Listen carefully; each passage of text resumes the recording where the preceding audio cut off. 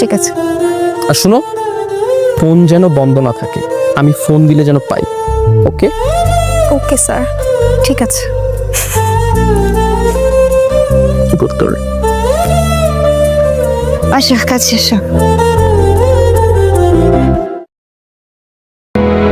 তুমি আসছো, তুমি আর একটু দেরি করলে তো আমার বিয়েই হয়ে যেত।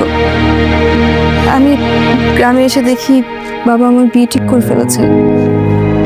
আমি তোমার কথা সব বলেছি, বাবা রাজি হয়নি। আমার ফোনটাও সিজ করে ফেলেছে। আমি তোমার বাবার সাথে কথা বলবো।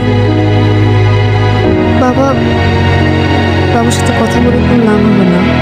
বাবা খুব নরম মনের মানুষ, কিন্তু আমার চাচারা ওরা ভালো মানুষ না। আমার মনে হয় তুমি কথা বলতে গেলে হিতে বিপরীত হয়ে যাবে। তাহলে তোমার কোন রিলেটিভের সাথে কথা বলবো ওইটা বলো। ওই যে প্রীতম আসছে, তাহলে প্রীতমকে গিয়ে বলি, ও তো তোমার এলাকার বড়, ও গিয়ে কথা বলুক। তাও লাভ হবে না।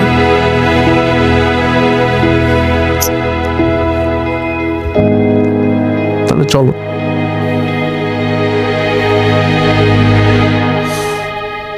এটা কি মনে পালানো বলে?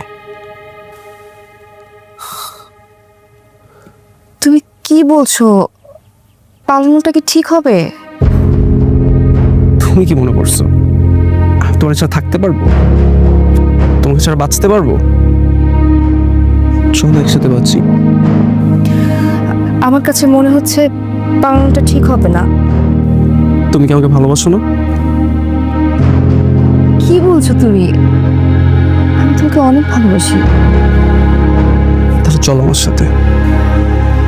আচ্ছা শোনো, আমার তো বাসায় অনেক কাগজপত্র, সার্টিফিকেট, এনআইডি কার্ড সব কিছু আছে। আর পালানোর জন্য একটা প্রিপারেশন আছে না।